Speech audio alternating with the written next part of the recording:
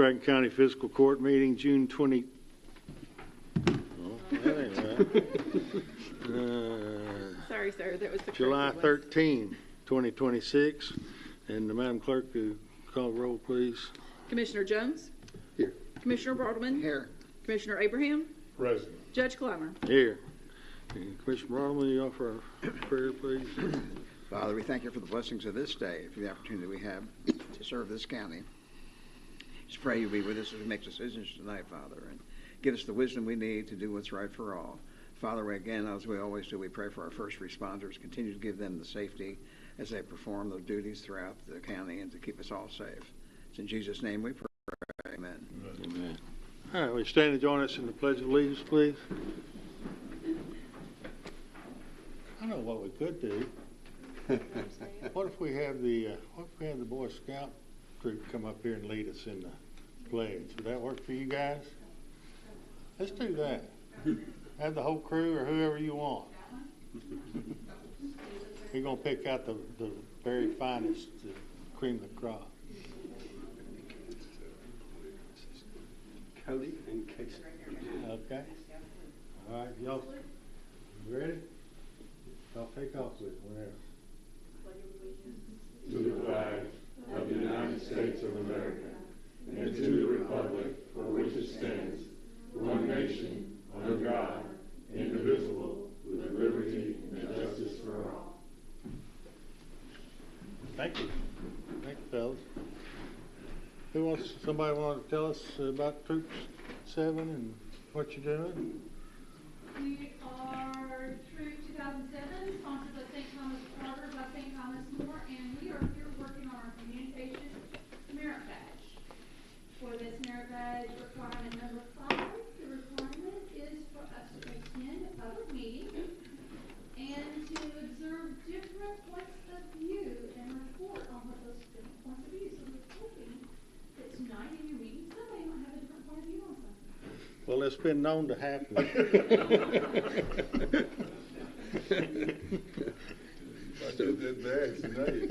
So this is Troop 7, and my son Gable is a member of this troop.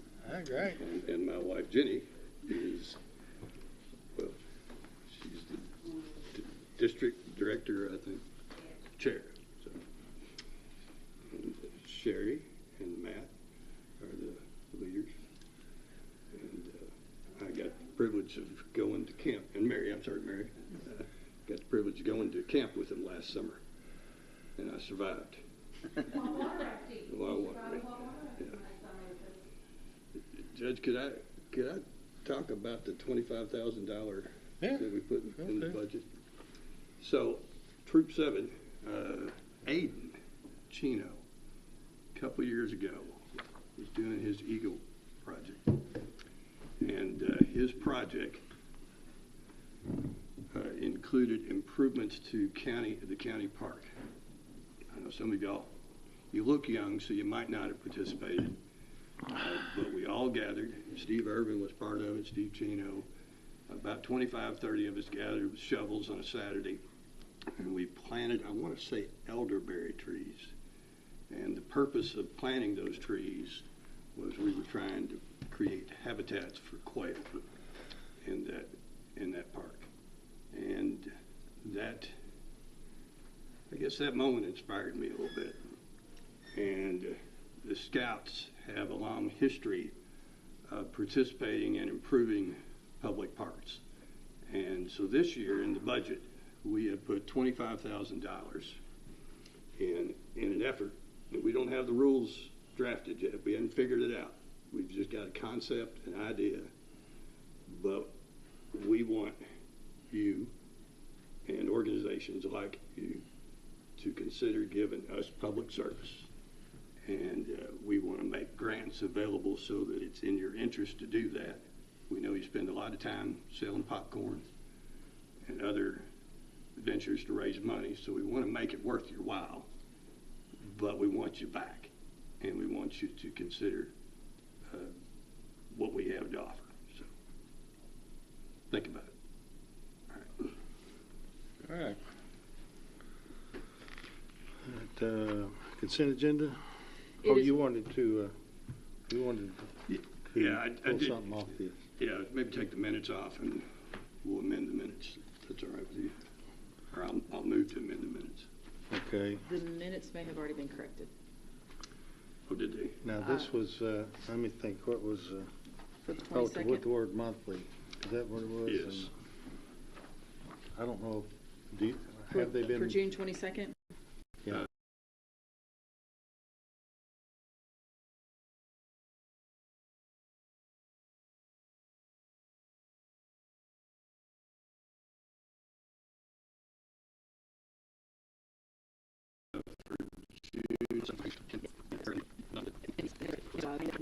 Okay. All right, so go ahead. I'm reading the consent. Okay. It is ordered to approve the consent agenda for July 13th, 2026, McCracken County Fiscal Court. Motion. Second. Any discussion? All in favor, aye. Opposed, no. That carries. It is ordered that the necessary cash transfers in the amount of $120,000 be made in order to pay county bills and payrolls approved July 13th, 2026. So moved. Second.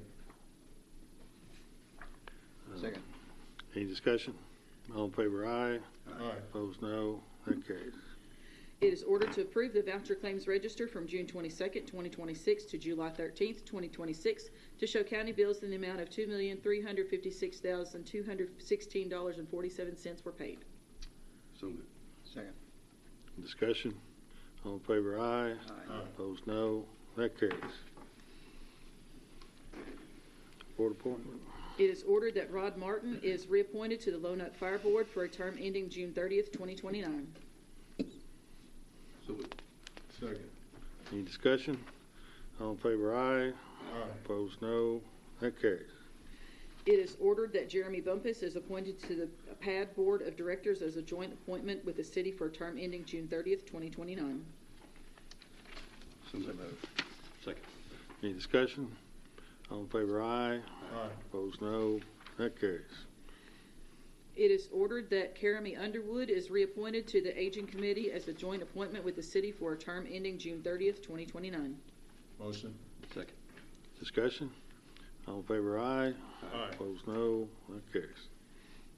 It is ordered that Dennis Rouleau is reappointed to the Transportation Committee for a term ending June 30th, 2029.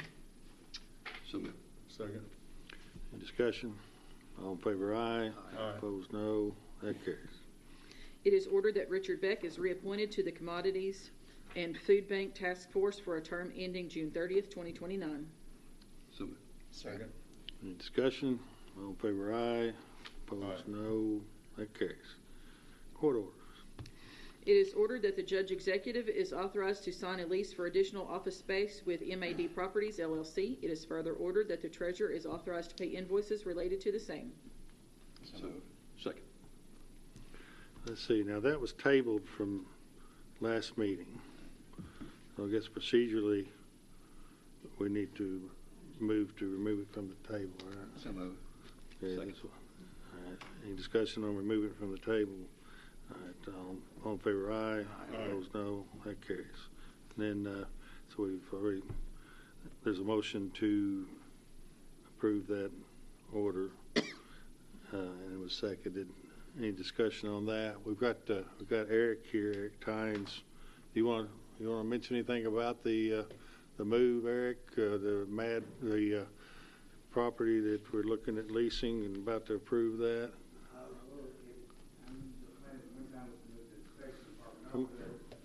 Come up here and give us the 2-minute spill, please.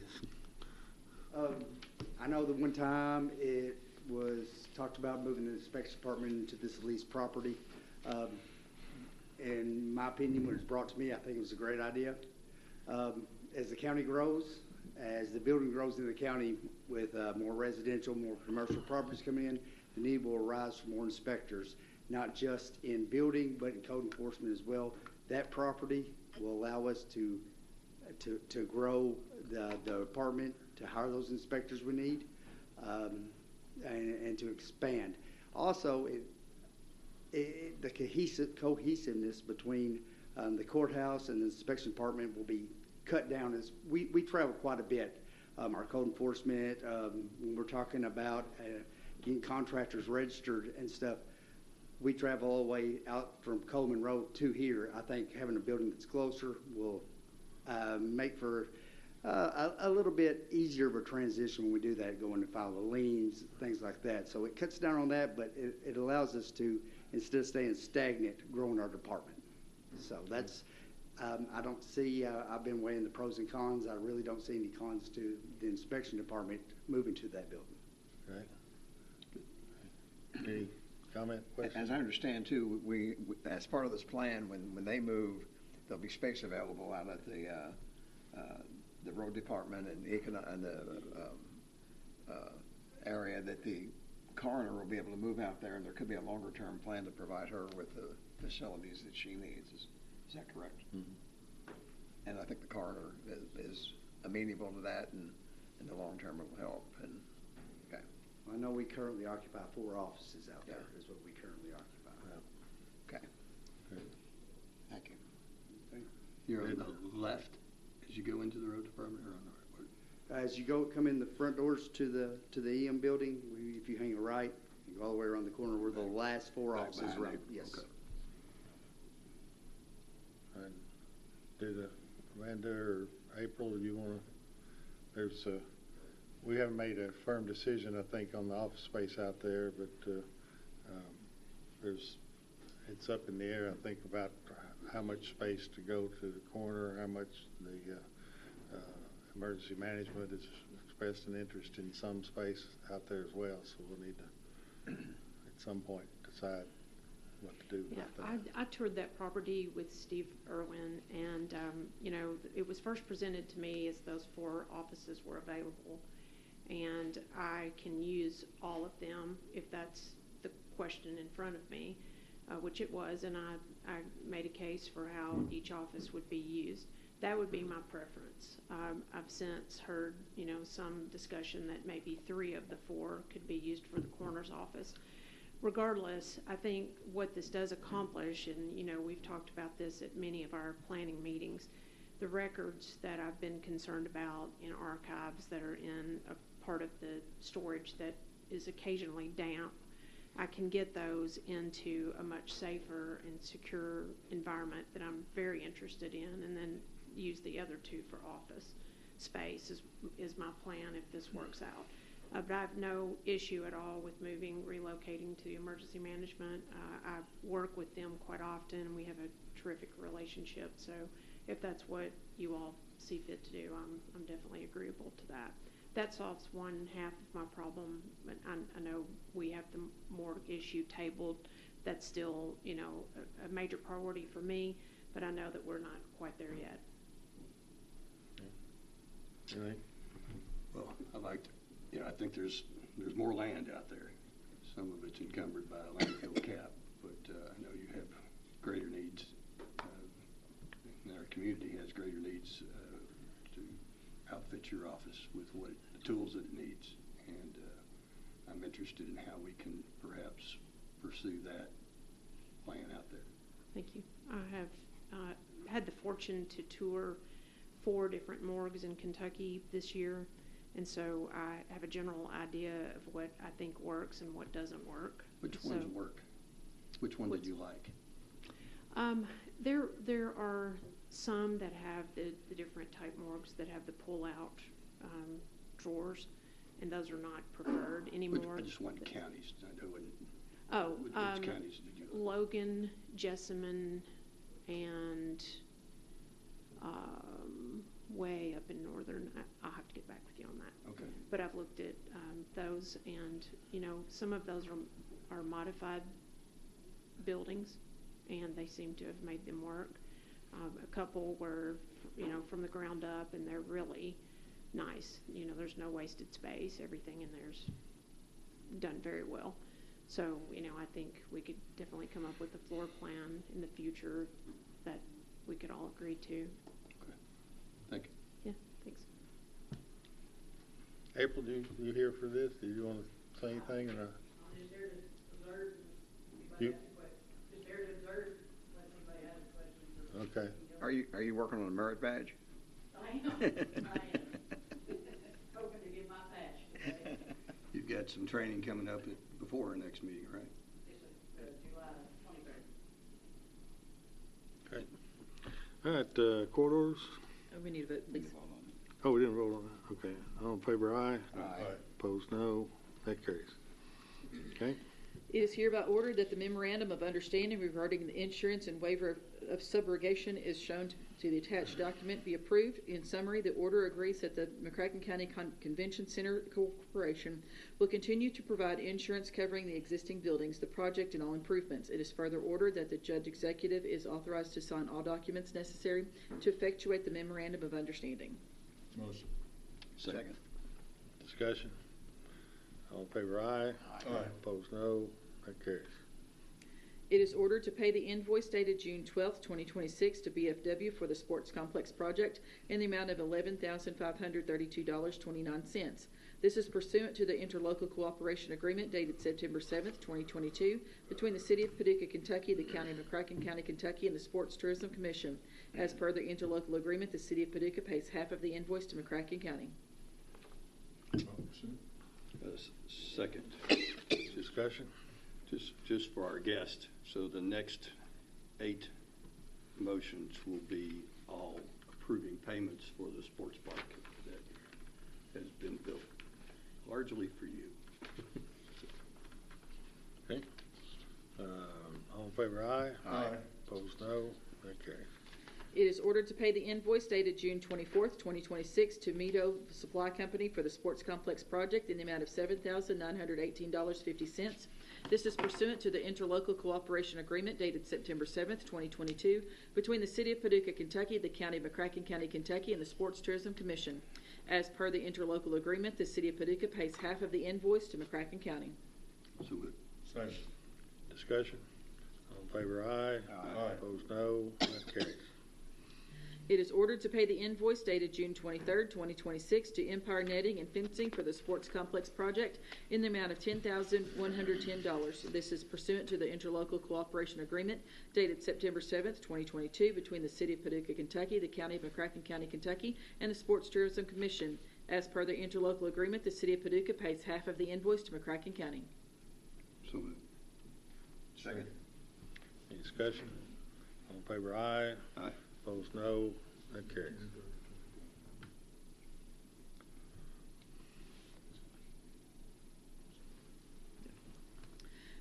It is ordered to pay the invoices dated June 25th, 2026 to United Electrical for the sports complex project in the amount of $18,163.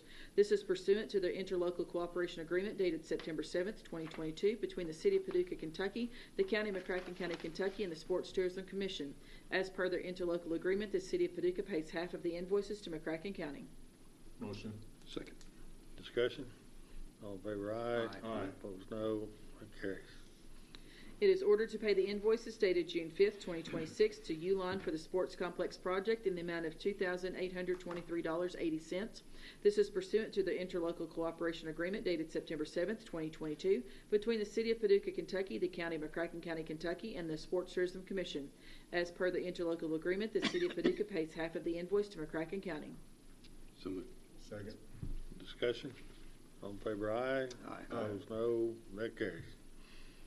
It is ordered to pay the invoices dated June 23rd, 2026 to Petter Business Systems for the sports complex project in the amount of $26,710.55. This is pursuant to the interlocal cooperation agreement dated September 7th, 2022 between the City of Paducah, Kentucky, the County of McCracken County, Kentucky, and the Sports Tourism Commission. As per the interlocal agreement, the City of Paducah pays half of the invoice to McCracken County. So moved. Second. Discussion. All in favor, aye. Aye. Opposed, no. That carries. It is ordered that the treasurer is authorized to pay Elon Financial Services Visa in the amount of $2,290 for the challenge coins. The cost is from the Federal Drug Forfeiture Fund. So move. Second. Discussion. All in favor, aye. Aye. Opposed, no. That carries. It is ordered that $228,255.83 from the Transit Room Tax Escrow Fund be transferred to the City of Paducah for bond payment on the Convention Center Series 2017. So move. Second. Discussion. All in favor, aye. Aye. Opposed, no. That carries. It is ordered to approve the June 2026 transient room tax in the amount of $487,425.87 be dispersed as follows. Paducah CVB, $142,216.29. Convention Center, $97,043.91. Sports Tourism Commission, $148,902.08. Escrow Fund, $99,263.59. So moved. Second. Any discussion? All in favor, aye. So this, I just want to point out that this is the June transient room, which would be for May, which is the month after the quilt show. So this is not quilt show money. This is sports park money. Okay. Right. The increase is what I mean. Okay. We have late order K. We didn't get through the vote, did we? Or did we? Yeah, I think I interrupted the vote. All in favor, aye. Aye. Opposed, no. That carries. Thank you, sir. Now we have late order K. It is ordered effective July 14th, 2026, Holly Helton be hired as part-time motor vehicle clerk in the McCracken County Clerk's Office at a rate of $18.08 per hour, less statutory deductions, all of which are subject to further order of the court. So moved. Second. Discussion? All in favor, aye. Aye. Opposed, no. That carries. Now we've got an ordinance that we tabled from last meeting. Is there a motion to remove that from the table? I'll move to remove it. Okay, is there a second? So moved. Second. Any discussion on removing from the table? All in favor, aye. Opposed, Aye. no. All right, it's removed from the table. Second reading, ordinance 2026-11, Commonwealth of Kentucky, McCracken County Fiscal Court, ordinance number 2026-11. An ordinance repealing in its entirety McCracken County ordinance number 2024-05, setting forth the previous form of the McCracken County Administrative Code and enacting a replacement administrative code containing all amendments enacted subsequent to the initial passage of McCracken County ordinance number 2024-05. Summary. The present action is mandated by KRS 67.710 and KRS 68.005 and operates to repeal in its entirety the current McCracken County Administrative Code as previously enacted by Ordinance 2024-05 and containing the amendments enacted subsequently to its initial passage. The present action allows the full incorporation of all subsequent amendments into a single self-contained code for ease of administration and more effective and efficient notice of and compliance with its provisions. Certifications. It is hereby certified by the McCracken County Fiscal Court that the present summary represents an accurate official statement of the main points of and contents of ordinance number 2026-11. Public inspection, ordinance number 2026-11, shall be available for public inspection in its whole and complete form in the McCracken County Judge Executive's office during ordinary business hours.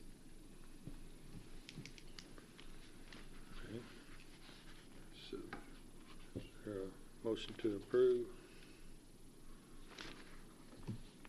Or approve this as the second reading?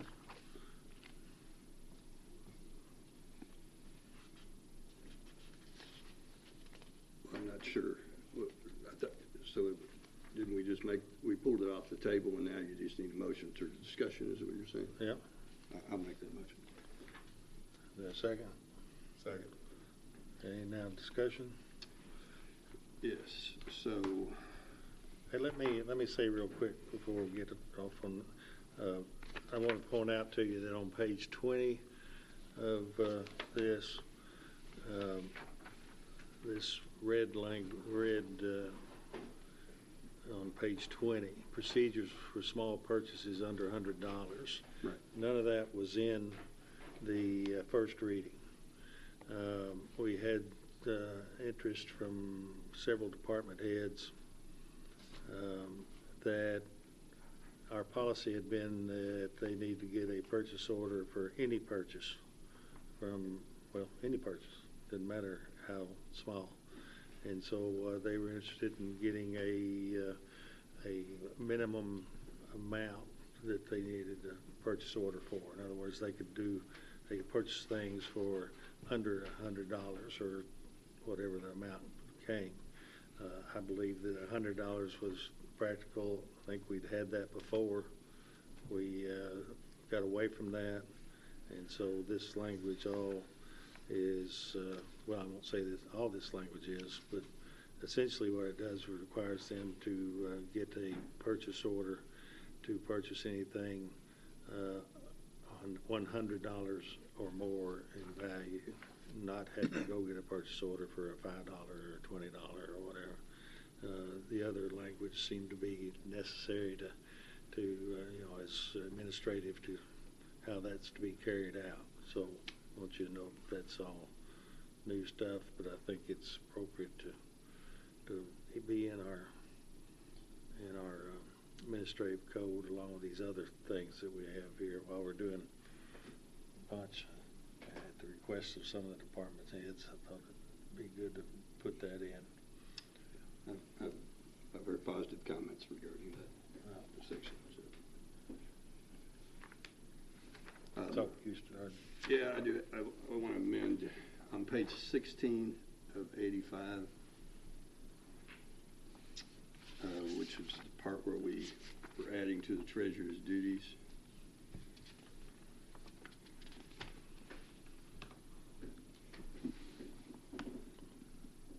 I'm not sure that it makes sense. So we have the words there, additional duties added June 22nd by fiscal court order. I don't know that those are necessary words once it's in the administrative code. Okay. I don't think there needs to be a distinction between the administrative code and, oh, this is just something that the fiscal court wanted. Okay. You want to just strike that first line? Is that what? Strike that first line. All right. And then just make the words look like all the others. Say the treasurer shall so I'd like one to read, the treasurer shall update the monthly, so insert the word monthly there before summary of the fund balance and distribute to the fiscal court each month. And then number 2, doesn't have to be a 2, it just simply say, the treasurer shall certify the cost of employee salary and benefits for the prior fiscal year each July. Okay, so it's okay as it is. It is, other than you need to add, I think we need to add the words, The treasurer shall. Yeah. Okay. So I would move for that amendment. All right. Is there a second on that motion to amend? Any other discussion on that? All in favor, aye. Aye. Opposed, no. All right, that carries. Now, anything else we need to address in the code? So I think there is some, I don't think I'm ready to vote on the fleet policy. And so I would move to delete paragraph 9 of the fleet policy. And that's on page 21 of 85. 21.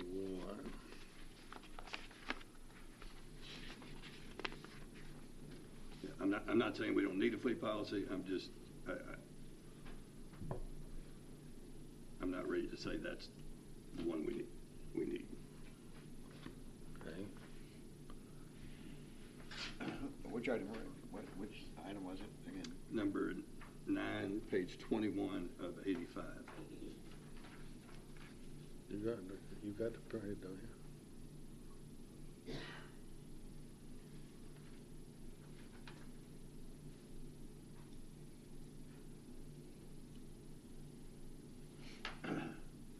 So you're wanting to delete that? I'll second that motion. Okay. Okay. Any discussion on that? So let me say this, as we heard from our attorney, county attorney, last meeting, June 22, this body loses the ability to amend this administrative code after June. And so it is only with the approval of the judge executive that these things can be amended. I asked Steve Irvin, I didn't mention, I don't know if y'all know, Steve Irvin had well, I'll just say an obligation to take care of that he couldn't be here tonight. And so he's not here tonight. But he and I and others in the executive branch discussed all this. Steve made the inquiry into what was sort of a standard go by through the industry, through other communities, that sort of thing. As we always do, we looked at the city. The city has a 120,000 mile eligibility for replacement on a car. Of course, this is all assuming that the car's running, Right. not total. Right. It's suitable for its purpose, let's say. It's a decent car for patrol that he believed, and I think maybe didn't he address that maybe last meeting? He spoke about it, generally, he did. Yeah. I did receive a call from the sheriff today, and he expressed some issue about the 100,000 miles. His number, he would prefer it to be in the, we threw a few numbers around, but I think he was saying in the 70 to 80,000, preferring 70,000 miles. What I think would be appropriate would be, let's give it a try.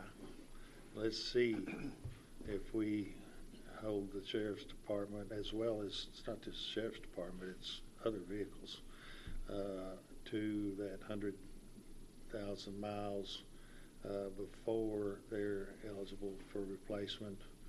I talked with him also about the number of vehicles they have, and they have some, they have 6 surplus that they've had for declared surplus that they've not sold yet, but so they need to be sold. They've been surplus for a year. I think we kind of some of the idea of this fleet policy is to focus on the fleet, the suitability, the maintenance, the make sure the maintenance is done, that sort of thing. Keeping track of all of it as you would or you should with your own vehicle, and so they had. I don't remember now, Dina, was it 30 cars above the 6 surplus, more than the deputies or people who... More than the deputies, it was 24 more than the deputy, including investigators. Yes. Okay, so there's 24 more cars. 21? 18 to 21, depending on how many full cars you got. Okay. He did express the need to maintain several, 3, 4 if something breaks down, that sort of thing. But we're sitting at 17 or 18. And so we've got to get that under control. But I would propose that we give this 100,000 miles a shot. If it turns out, and we also did some looking at the maintenance costs. The argument was that at about 70,000 or so, the maintenance costs start really increasing.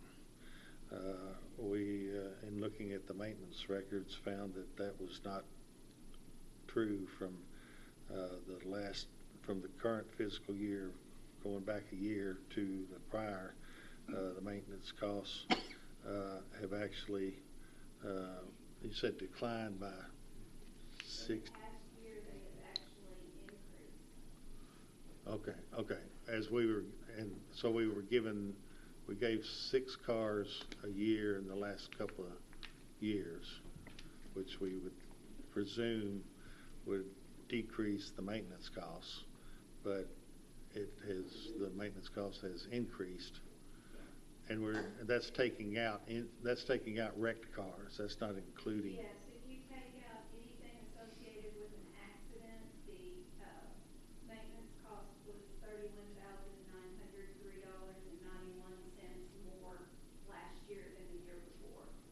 Per vehicle?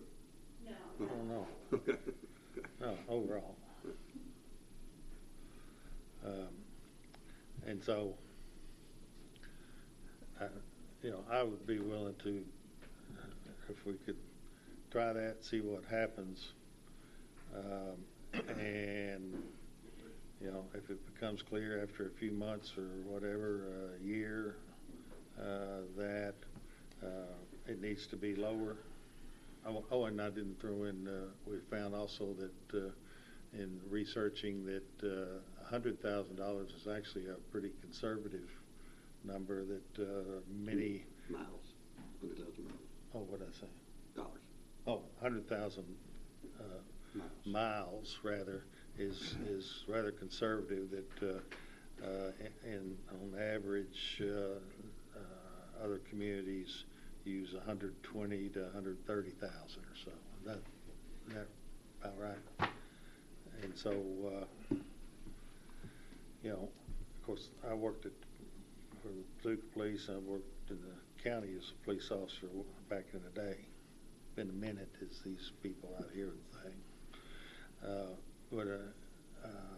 So the Sheriff's Department, being that we have, 250 square miles or whatever ground to cover, they drive a lot more miles than the city police do. And so these cars rack up this 100,000 miles in a much shorter time. Ryan agreed with me that he thought probably the Sheriff's Department puts miles on at twice the rate, maybe substantially more than that than the city does, because they're stopping, going, traffic's, going the block, stopping. Our guys go all the way across the county a lot of times. So with all that together, I think it makes sense to go with 100,000. That's what Steve Irvin came up with through his research. I do, as I've mentioned before, like to show some regard for our staff's efforts in these things, and when they come up with something that sounds reasonable, not to second guess or disregard that. And so I think the 100,000 is a fair number, and certainly, as I say, we can reconsider down the road if it turns out to be a problem. But I also want to get these other, 12, 15 other cars that are, I guess, just sitting with insurance being paid on them. Get them sold off and get a little trimmer, a little more efficient on our cars and that sort of thing. Well, I think there is a need for a policy. There were a couple of the concerns that were expressed to me. The fleet size, only 3 extra vehicles, was a concern expressed to me. The replacement vehicles being turned in within 5 days was a concern expressed to me, in part because the sheriff's vehicles are tricked out with a little more stuff, and sometimes getting the stuff out of the sheriff's vehicle in order to turn it back in takes longer than 5 days. And I'm not prepared to say that 100,000 miles is wrong, but I'd like a little more. I'd like to end up with a policy that both you and the sheriff like from day one. And I think we need more time to do that.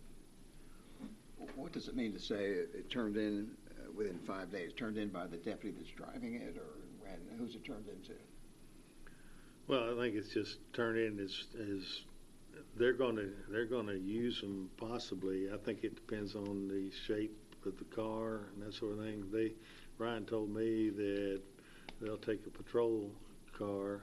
If, let's say we adopt this, it's got 100,000 miles on it, they will then take and give it to a investigator, a detective, or someone else to use. And so the ones that have the equipment, I mean, it's not that they be sold within 5 days. It's that they will make a disposition, I think, is what we're looking at.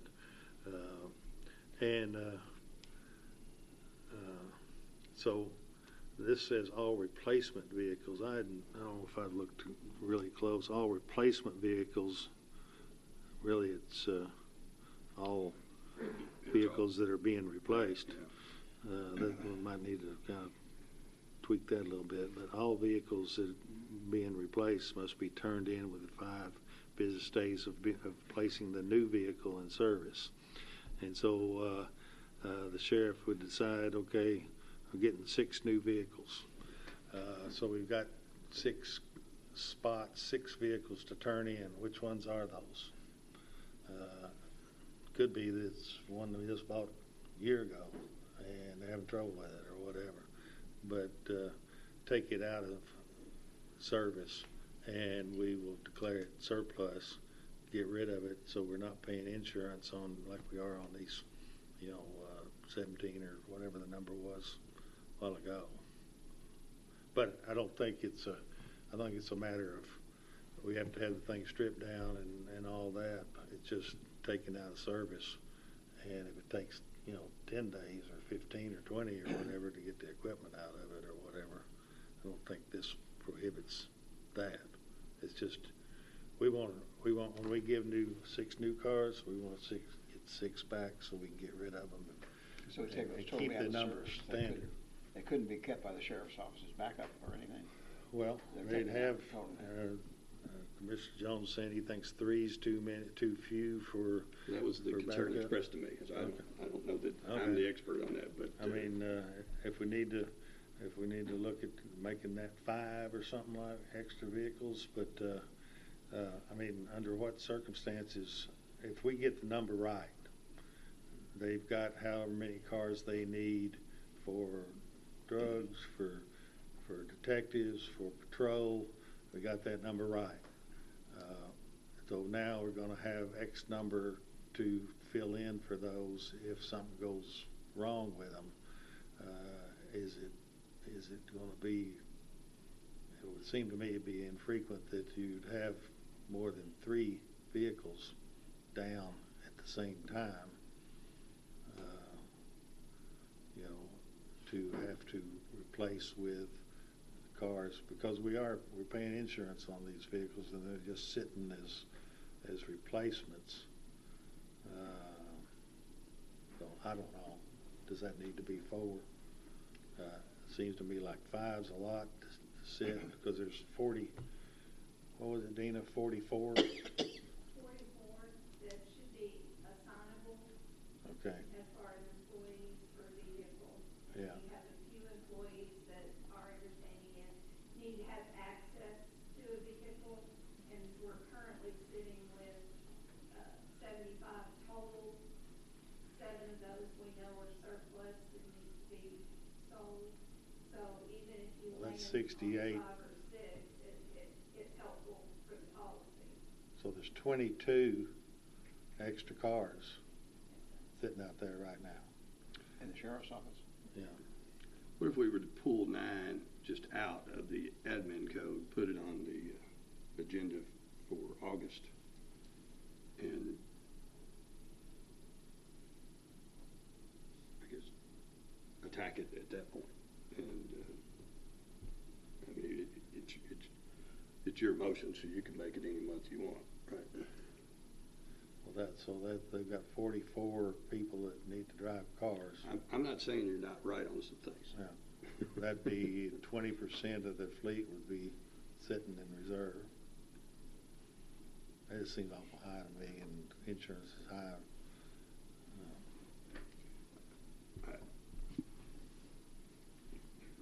Make some points, and I'm listening. I just don't want to put us in a position where, well, I just want to come up with a policy that has a chance of winning. Yeah. So you're saying there's 44 vehicles, is that right, in the sheriff's office? And how many is that above the number of sworn deputies? No, there's 44 people in the sheriff's department that drive vehicles. Okay, That's what I understand. okay. And I think there are maybe some, occasionally there might be a transport person or a CISO that needs a car to drive. That might be in addition to the 44. So maybe there's 46 from time to time or whatever. But we're sitting at somewhere around 18 to 20 more than that sitting out there. Yeah, and they might What if we have, went with, what if we say, let's start with do the 100,000 on the fleet, do 5 extra cars.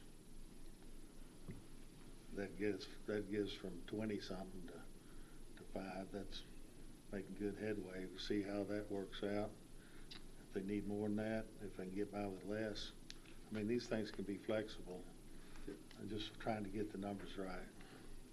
the problem with that is if we vote for this tonight, we lose the right to talk about it again until June of next year. You already lost the vote, the right to do it. Lost that That's end right. of last month. Right. So So we're just talking to see if we can come to an agreement, because But- I'm just trying to see if y'all can agree with me, because I'm the only one that can change this now. right. So we're just having a discussion, see where we can land. But I say again, if we vote for this tonight, we can't change it from anything until June of next year, whereas you can bring it up again every meeting. Yep. For a year. Right. And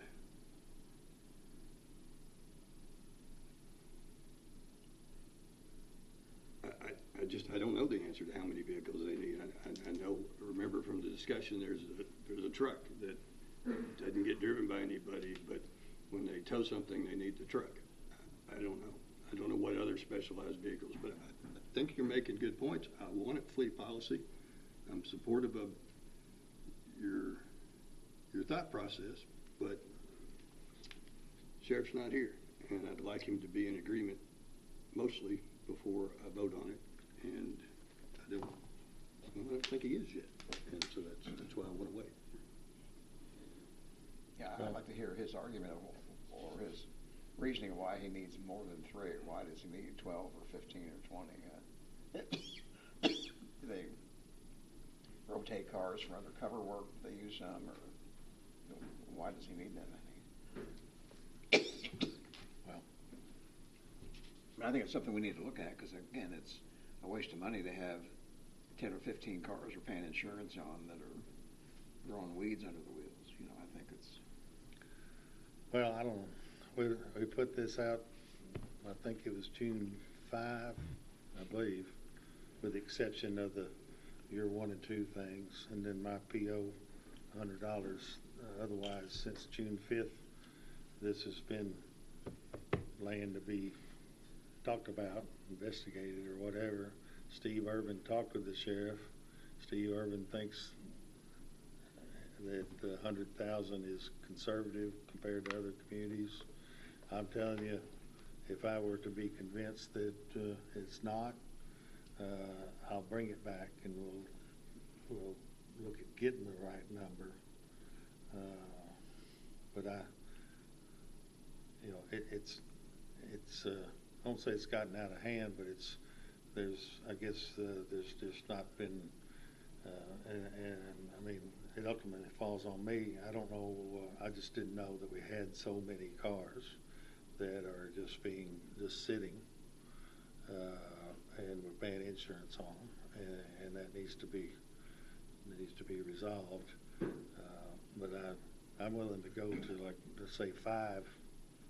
If y'all are good with that, and like I say, if I get convinced that that's not an appropriate number, I'll bring it back. And of course, I could bring it back and just say, hey, the sheriff's make a pretty compelling argument about there being 5. I may or may not agree with that, but I'll tell you that I'll bring it back and I'll hear what y'all have to say. I just don't have to, I mean, I can. Do we know how many of the surplus vehicles are marked vehicles and how many of them are unmarked vehicles? I don't, we know that, Dina? I don't think we do we? We have a white Camry, a Charger, another Charger, those have unit numbers to them. We have 2 Explorers, and a Durango, and one that's listed as unknown model on the surplus list. So they're already on the list of surplus. They are surplus but not sold, and they've been on there over a year for whatever reason. I'm told sometimes they use them for parts, so there may be one of those that won't be sold because it's a parts vehicle, but we'll need to get that taken care of so that it's not assigned to the department as a surplus. Also, we've had none surplus in the last 12 months. And we got some surplus we just hadn't sold. Correct. Because there hadn't been a buyer or because we haven't taken actions to sell? Because it hasn't been an action taken to sell it at this point. It hasn't been put on gov deals, and whether or not it's not in use. It's just, it hasn't also been put on gov deals. I mean, again, I think it's something we need to take a close look at. But one thing I wonder, and I don't know this, but does the sheriff, do they rotate unmarked vehicles for undercover work that they may get to know that the Camry may be recognized? Ryan, you want to, do you know, Ryan, you want to jump in? Okay.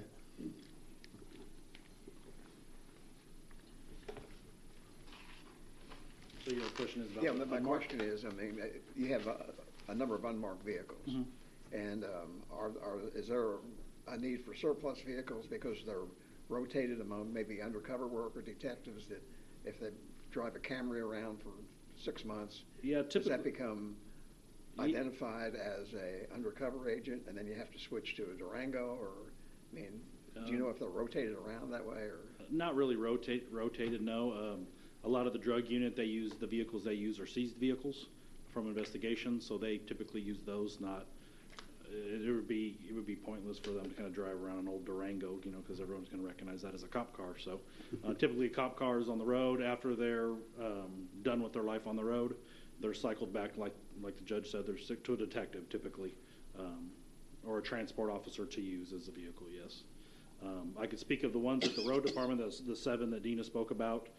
Those are, Denver typically tries to get a batch together after tax season when his burn's a little less, and then he usually gets on there and puts all those, takes pictures, cleans them up, and then puts them on there on gov deals to sell. So I know he's in the process of working on that currently. So do you know that at any one time how many of, for example, the marked vehicles might be out of service because they've been in a wreck or because they have to sit for 2 days to get new tires on them or they have to have a transmission? How many of the regular vehicles might be out of service at one time just for routine? I have seen a wide variety of that. I've seen we've been down to one spare vehicle before. We've been down to a vehicle. We had one vehicle where 2 guys had to use it, so basically hot seat it for 2 shifts because we were down. And sometimes, like right now, we have a couple over there. A lot of right now we're 2 bodies down, so we have 2 cars that we're looking to hire people and get them in those cars. So. Speaking of some of the extra cars we have a car that's designated just for driver's training and doing the pit maneuver training. That is designed just for that. And I think the numbers are padded because we have extra vehicles. The SWAT team has multiple vehicles for transport in a van for that training. Like I said, that training vehicle. So the numbers look higher, but I can't say that any of those vehicles sit around and just collect dust. I mean, they're used when they're needed. So the 3 extra vehicle limitation. I mean, if you're talking overall the entire agency, 3 extra vehicles, I don't know how we would operate with that. Just because we have a number of assigned, deputies, but like I said, the SWAT uses multiple vehicles. They have other vehicles that are used to transport the team. We have the big bus. We have multiple. We have the MRAP. That's a vehicle. So the SWAT team, he eats up 4 or 5 vehicles themselves. So. there a way to track this? I did do some research on the policies, and some communities have a mileage policy, and then they also, some have mileage plus engine hours. I assume the engine keeps track of its hours on some EDR on there, but it's probably... Yeah, you could cycle through the dash of any vehicle and it would show you engine hours as opposed to actual miles on the vehicle, correct? So I guess I don't, it sounds like you're saying that this number of cars that's needed, vehicles, let's say, trucks, whatever they are, that may not include the SWAT team. They're either detectives or patrol or drugs, and when the stuff goes bad, they come together as the SWAT team, and they're no longer Correct. regular position. And so those vehicles, how many of those are there? Do you know? Or The do SWAT they team not has use their own patrol vehicle and then take? I don't see that MRAP being used, but whatever they use, they don't use their own patrol vehicle to respond to a SWAT incident.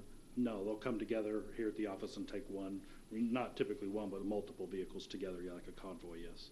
Okay, what, like 2 or 3? For the SWAT team, they have 3, I believe, extra vehicles, yeah. All right, so there's an extra 3. I don't know if we're including those in the number of people or not.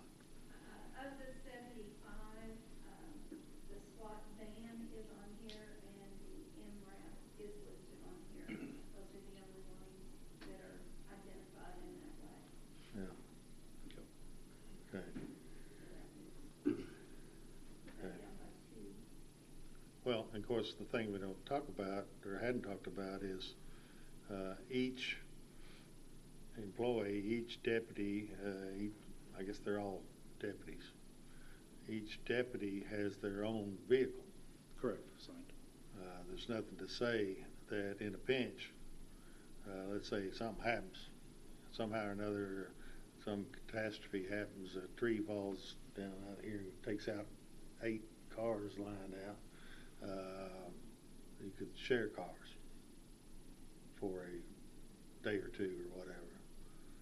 Yeah, we've done that in a situation before. If we're down so many pool cars that we've had to hot seat it, but Yeah. you're gonna put extra, even more miles on a car that fast. So Yeah. Yeah. Well, I mean, and I know that the practice is each person gets their own car, and certainly that's preferable. In my 9 years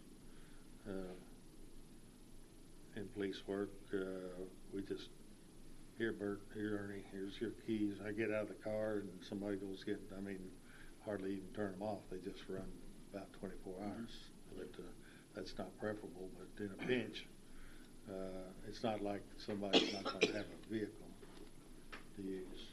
But anyway, anything else? Any other questions on that? Well, it's this sounds like we're herding cats. And what I mean is there's a number that the sheriff's department is saying that they need. Then we got vehicles that are not in use that we're paying insurance on. And so we're trying to get a number to cut that cost and not impede on what they're doing. And accessibility to the cars that they need. Yep. And that's the twist there. I don't know how you come up. I don't know how you come up with a definite number on that. Well, I mean, it depends on the circumstances, I guess. How many cars does a 44-person department need to carry out the mission?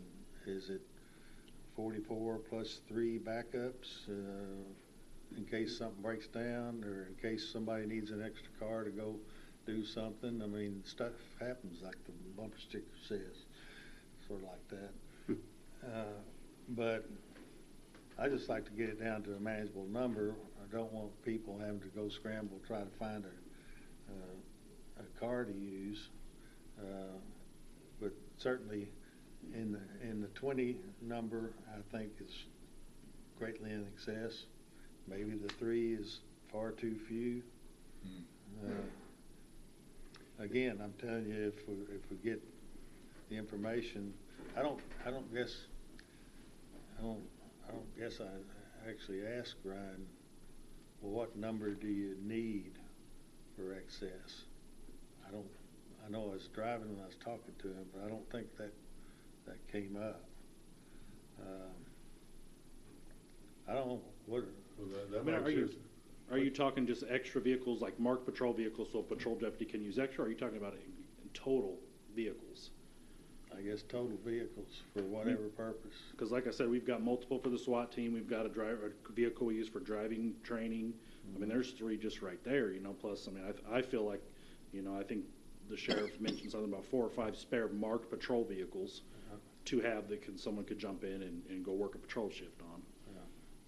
Because of either an accident, a deer hit, mechanical failure that's going to be at the shop for waiting for parts, I mean, it's, I feel like I can't remember a time where I think there's always at least something going on with one vehicle usually, typically, with the big of a fleet as we have. So would 5 cover it? As far as patrol vehicles? Or whatever? I think. I mean, a patrol vehicle, you can do everything you're going to do, except it'd be hard to do. I was in drugs for a good while, and it's going to be difficult to do undercover drugs in a patrol vehicle. Sure. I mean, I think 4 or 5 marked patrol You got vehicles. to be really good. Yeah. Or stupid. Somebody's stupid. So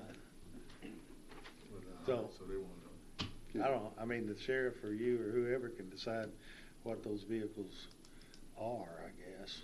I mean, I don't know. I think it's reasonable to look at everything and trim the fat, definitely, and we can do that. Get the list together and itemize every vehicle. And these are what surplus that need to be sold. This is what we use this for. I mean, I'll be happy to get that for you this week. Yeah, I occasionally get calls from other counties, and it's a problem when the admin code gets passed and one of the constitutional officers doesn't like the admin code, and it sets you up for 10 months of a fight between somebody, and that feels like what we could be doing when, with just a little time, maybe we can get everybody on the same page and live in harmony. So that's what I propose. That makes sense. Do what? I was just wanting to note that the verbiage on the policy says the fleet size of any department should be what is needed to carry out the duties of the department. That in no way limits the ability to have 4 SWAT vehicles if you need 4 SWAT vehicles. That's covered within that.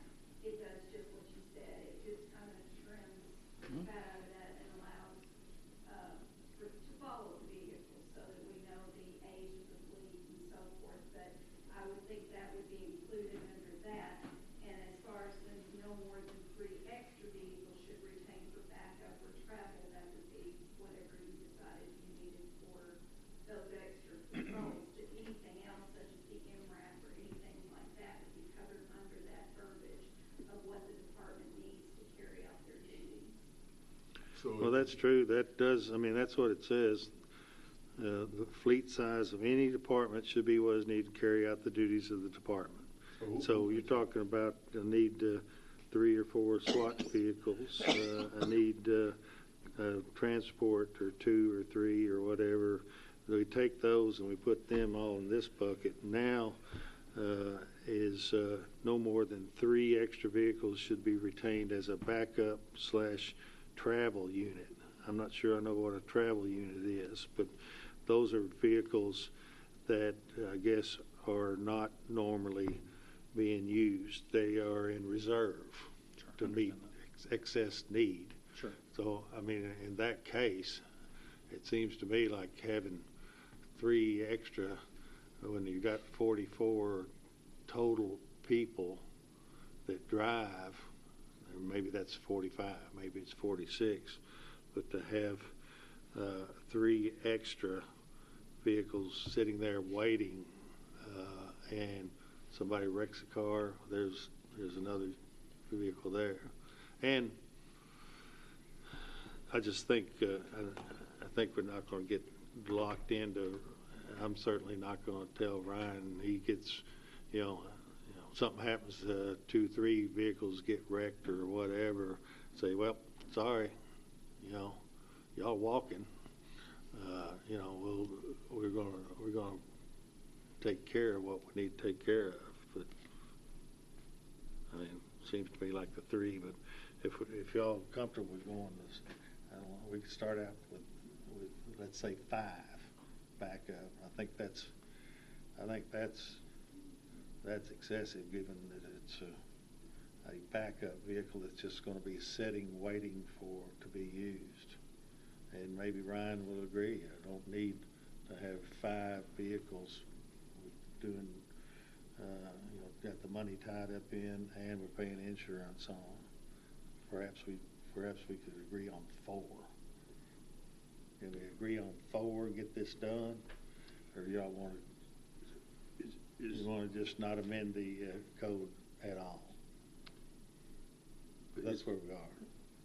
So did I make a motion to delete number 9 fleet policy? And did it get seconded? It is motion and second. I think we can visit it again. I mean, we're not opposed to what you want to do there. We just need to make sure we're all on board with the numbers. There is no authority for this fiscal court to amend this code at this time. That's what we've been talking about. That's not my idea. That's in Kentucky statutes. That's what Cade told us last week. That's why we got it out on June 5th to have several weeks to discuss it. So our options are either to approve as is, or not approve, or table again and come back again next month and try to work out this part. There is no tabling.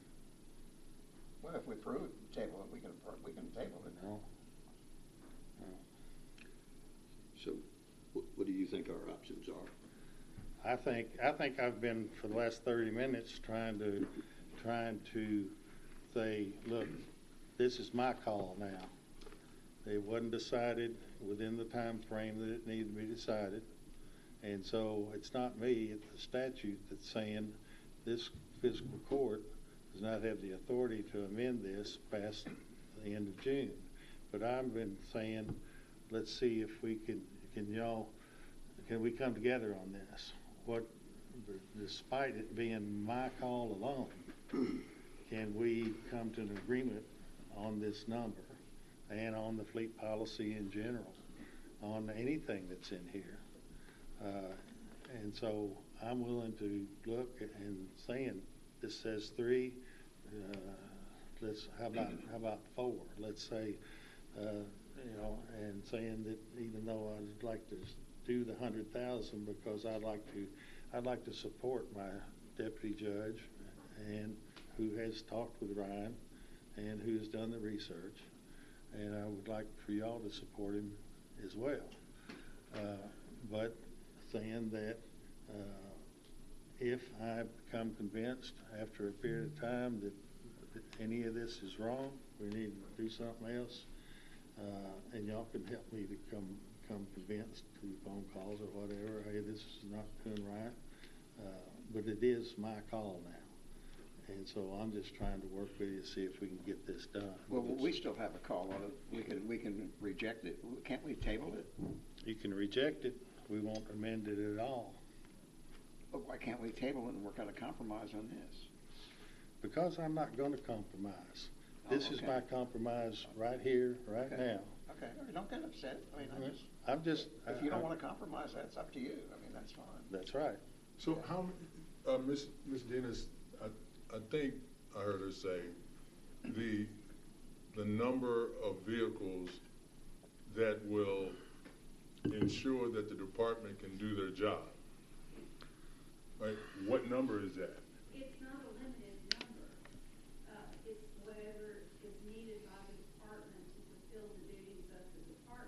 Is that- It needs to be 30, 40, 50, 70.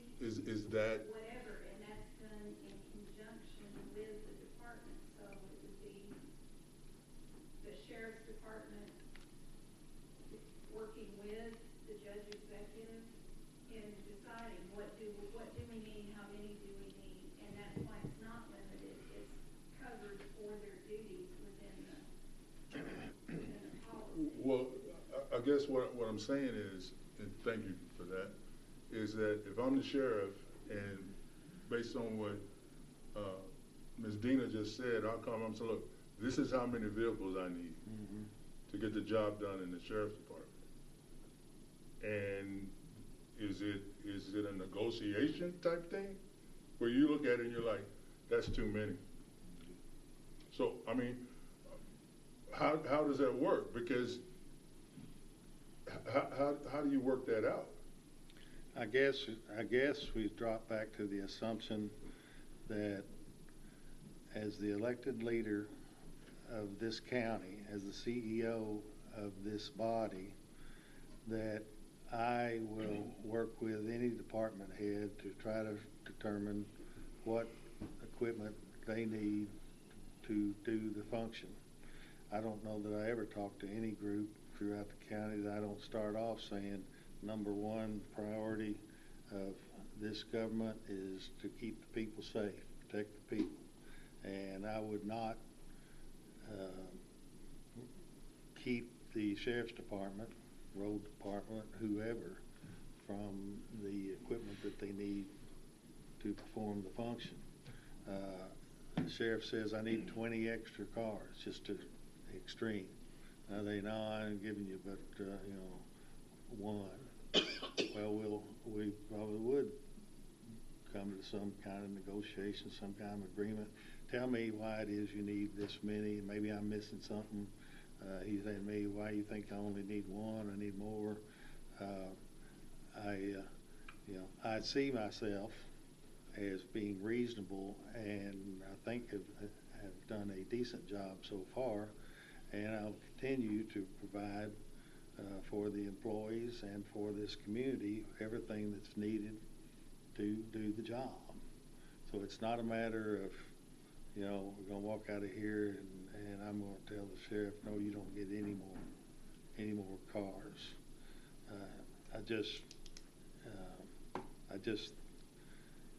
We've beat this around. There's been a lot of, there's a lot of changes in this thing that we're not discussing because nobody objects to them. Everybody thinks they're good. Just in their PO over $100.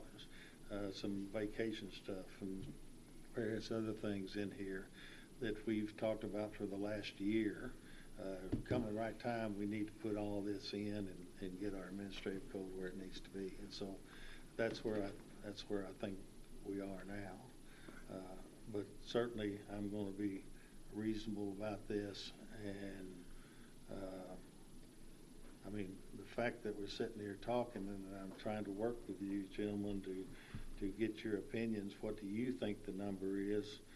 Steve and I think 3 is right. We think 100,000 miles is right.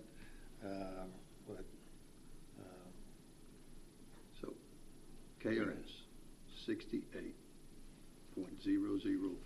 Yeah. County Administrative Code, Section 2 says, the fiscal court shall review the County Administrative Code annually during the month of June and may by 2/3 majority of the entire fiscal court amend the administrative code at that time. The county judge executive may at other times prepare and submit amendments to the code for the approval of a majority of the fiscal court. So maybe I misunderstood you, but it sounded as if you said that if we don't approve or that basically you get to say what the code is, and I think you must have misspoke because that's not the law. Well, what is it? The law is that we have lost our ability. We only have the ability, Richard, Eddie, and Bill have the ability to say, hey, I make a motion to amend the administrative code. And we can only do that between June 1 and June 30. times of the year, you get to say, hey guys, I think we ought to amend the code. What do you think? And if you convince 3 or 2 of us to agree with you, then the code is amended. But just because we don't do it in June doesn't mean it then falls to you to decide on your own. Well, it's my right to bring it up. Right. If I don't bring it up, it doesn't get done. That's right. But it does take a majority, so I'd have to have 2 commissioners. I'm not, if I said otherwise, I didn't intend to say otherwise. I'm not opposed to the 100,000 mile issue, because the way this is worded, if we have a vehicle that's got 70,000 miles on it and the engine blows up, we can buy a new one. You can declare. So I'm not have a problem with that. When we did the first reading of this, I had requested that we have a meeting to go over all the changes. Probably 90% of the changes we probably all would agree on. It's just probably just things to update. But I think when we do a document, we're handed an 85-page document on a Friday to do the first reading on a Monday before we have time to look at it. I had requested back in June that we have a meeting, maybe even a workshop, to go over the administrative code and all the changes so we understand them. I think you're on the right track of what we need to do, but who decides what the proper fleet is? Does the sheriff say, I need 65 vehicles, and you say, no, you only need 60? The administrative code doesn't define how to take care of a dispute like that. I think this code went out June 5. When was our first reading? June 28th? June 8th? Right, we got it on a Friday, or maybe we got a little bit early. Okay. The week before. But. Okay. Well, and then you had our last meeting was June 22. So 17 days from June 2 to June 22. And now here we are today. Frankly, I've done our work, and I'm here telling you, I've talked to the other offices, and one of them doesn't like this, and so therefore I don't want it in the administrative code, because another person who's elected by the county to be the CEO of the sheriff's office says, I'm not sure I like it yet. And I don't think your position's unreasonable, nor do I think mine is unreasonable. And I don't think the world's going to end if we don't decide it tonight. I think we can resolve it. If you were willing, and I know you don't want to either approve it or disapprove it, but if we have 2 more weeks for our next meeting and let the sheriff come and explain what he needs, and then we can reach a compromise on what you might say we need 5, he may say we need 15, we may say we'll do 8. I don't know what it would be, but I think what gets frustrating is that we have an executive staff, me, Steve Irvin, we've got our treasurer, we've got Michelle Campbell, human resources. She doesn't play a lot in the fleet size, but in a lot of these things she does. And we're here every day, long hours, lots of days, and we have addressed all this and tried to answer all this, met with the department heads, talked to them. Steve has talked to the sheriff, and in talking to the sheriff, as he said at one of the prior meetings, believes that contrary to what the sheriff would prefer to have. I don't blame him. If I was sheriff, I might like to get rid of cars when they're at 70,000 miles as opposed to 100 or whatever. But we believe that in all that research and making this, drawing all this up, that it is appropriate. And then to come to the fiscal court and say, we want to talk to these department heads and these elected officials and see what we think. And it's, I think sometimes that can and should be done, but occasionally, on the people who have the training. Steve Irwin's been in government for 30-something years. I have since '76. Not in leadership positions, but in government. I think that we should have some deference in what we believe is appropriate. And I'm telling you, if I become convinced otherwise, and certainly I'll listen to you guys, if we talk to the sheriff and he says, got to have 10, I don't know that I get there. Maybe y'all do. But that's the point. If we vote tonight and he says 10 and you say 5, we have lost the ability, as you say, to move to amend the code. So if we vote tonight, we won't be able to help resolve that dispute until June of next year. Unless you believe me when I tell you that I can be convinced by the sheriff that he needs this number of vehicles to perform the job. You don't believe me about that? Then yeah, can't do it. The sheriff indicated to us that he was not consulted prior to the drafting of this change. He only had conversation after it was drafted, and but he said he didn't have any input on the number 3 or the 100,000 miles, and whether that's correct or not, he told us, if I'm correct, that he didn't have input on that. Well, it was a draft. Huh? It was a draft.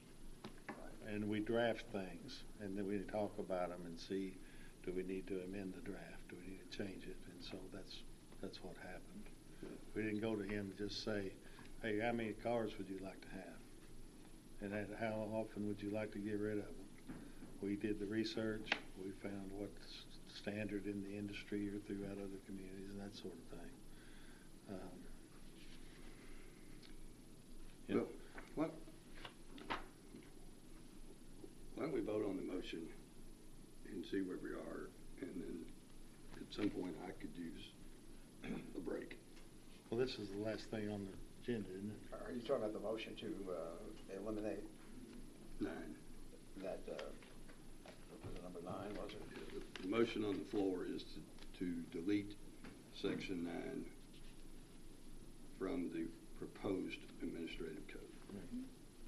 And we're on discussion on that. And I seconded that. Okay, you seconded, and you all understand you don't have the authority to do that. I don't know if we do or not. I don't know. Well, your attorney told you last week. I'm telling you this week. I think you know, Eddie, Commissioner Jones, the KRS 005, what was it? 68.005 says that. You think we can't amend your proposal? Not without me agreeing. Well, all right. Then, in those circumstances, I will vote no on all of the changes. All right. And you're right. We won't need a break. All right. So are we taking the So your motion to motion table? is to not amend the code at all? No, my motion is to amend, but you're telling me I don't have the authority to do that, I think. I don't agree with you, but Tell me why you don't agree. because You read the statute. I don't think I have to take your proposal in its entirety. I think you can propose more than one thing, and I can say I agree on 3 of the 4 things you propose. And I think that's consistent with what I read. Well, your attorney told you 2 weeks ago that it's not. Taylor? You up to speed on it? Same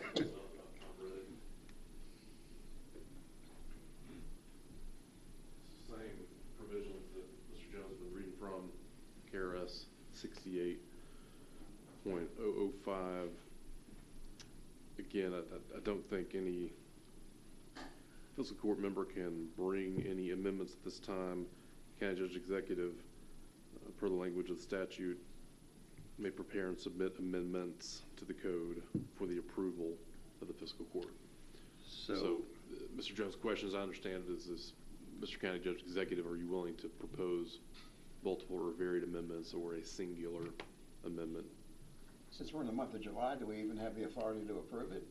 no, Since we Yes. didn't approve it by the 1st of July? no, You- if Since we he didn't makes approve the it by 1st of motion, July, does that preclude us from? Per that provision I just read, any So amendment that the County Judge Executive Okay. proposes, the fiscal court then approves or denies. so then the amendments that we did last month to the treasurer's duties, those are go, right? They were proposed in the month of June, passed in the month of June. Correct. That- So, all right, well, then So you believe that's correct, or you still think it's not correct? I think it's odd, but if Taylor, do you think it's, I mean, I think it, I mean, it puts me in a position where I'm gonna vote no to the entire code. But We still have the authority to table it if we want, don't we? If we have a majority vote. We don't have to vote it up or down tonight. We can still table it. I suppose that's correct. It's I your don't know, amendment, it's your maybe- amendment that they then decide Yeah. on. Table it, and we'll come back, do this again in 2 weeks. Right. That's what you want to do. I mean, I think we need to resolve the issue. Either, if we don't do that, we're gonna reject it. We're gonna vote it down because you won't have a majority vote. Yep. All right, so So what do we need to do with Commissioner Jones's motion? well, Do we just vote on it it? sounds like there's been a point of clarification that I am not empowered to amend the judge's proposal. I would further advise the body's able to deliberate. You're able to offer Yeah. counter proposals, even if they aren't a formal amendment, because the statute precludes you from making your own amendment at this point. I'm not sure that once you make it a proposal, I'm not empowered to amend it, but I'm not prepared to argue the opposite at the moment either, so. So our hang-up is, do we give the sheriff 3 cars extra above what he needs? So they're backup vehicles, just like you got a pickup truck to carry brush in or something, it sits or whatever at your house. I think they even have one. I do. Well, not today, but other days I do. It's at shop. Or do we give more than that in case some emergency happens? And in that discussion is my representation that I'm not going to let the sheriff's office suffer, because the sheriff's office suffers, then the community suffers, and that ain't going to happen. But y'all are not willing to think about 4? Well, What's the number that the sheriff is asking for? that's a great point, and that I think what you characterize is not where I'm at. Where I'm at is, I got a county judge proposing one thing, and a county sheriff saying, I'm not sure I like it, and I, as a county commissioner, want a little time to try and massage it so that both are happy. It's not about 3, 4, or 5. It's about coming up with a policy Okay. that everybody at the county will like from day one if we can. Well, I told you if the sheriff convinces me after tonight that it should be, if we did, let's say 4, I've come up from 3, which is what the research and my deputy judge, I'll just tell him what he didn't know what he was doing. 4 is the right number for now, but it could be 8. If the sheriff convinces me it ought to be more than the 3, if we don't land on 4 tonight, I'm telling you that I'll go back and make sure that the sheriff has what the sheriff needs. But if you don't want to go with that, you don't believe that, whatever, we'll table it. We'll come back in 2 weeks, and then the sheriff can tell us how many cars he'd like to have. And perhaps he'll convince me that that's right. If he doesn't, then I'm back at the 3 or 4. So, is there a motion to table it? Are We have to just- do away with What? Commissioner Jones's motion first. His That's on the motion table.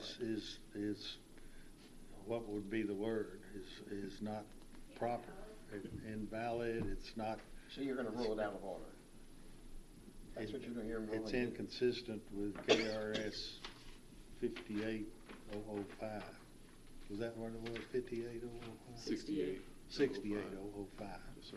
And so it's a inappropriate motion. It So you're can't be ruling made. it out of order, that's what you're doing. I'm saying what I just said. But in Robert's Rules of Order, you have to rule it out of order. I'm That's the saying same what thing I I'm just saying. said. It's in violation of the statute, so it cannot be voted upon. But you're ruling it out of order. I mean, that's what you're doing under Is there a Robert's Rules of motion to Order. table this Yeah, or not? I'll move to table it. All right. Is there a second? There's a second. All in favor of tabling? Aye. Aye. Fellas, was this what you were? Find out, did you get that? Tonight we got along well. All right, is there a motion to adjourn? Motion. Motion to All in favor, aye. Opposed, no. All right, we're gone.